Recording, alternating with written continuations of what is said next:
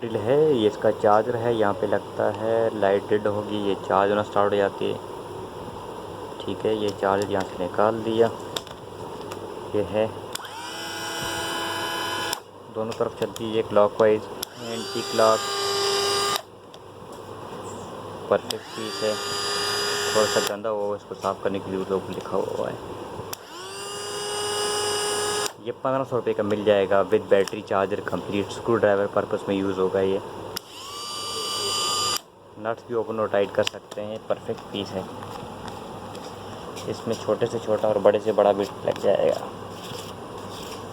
اور اس کو as a screw driver بھی آپ یوز کر سکتے ہیں. لیکن تھوڑا بہت صاف کرنے کی ضرورت ہے. فل سائز اس کے اندر بٹ لگتا ہے.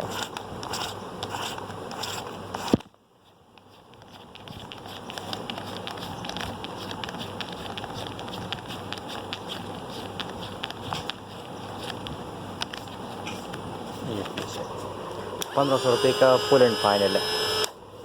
بیٹری اس کے اندر بلٹ ان بیٹری ہے، ساتھ میں چارجر بھی مل جائے گا. 1500 روپے کے اندر فل اینڈ فائنل.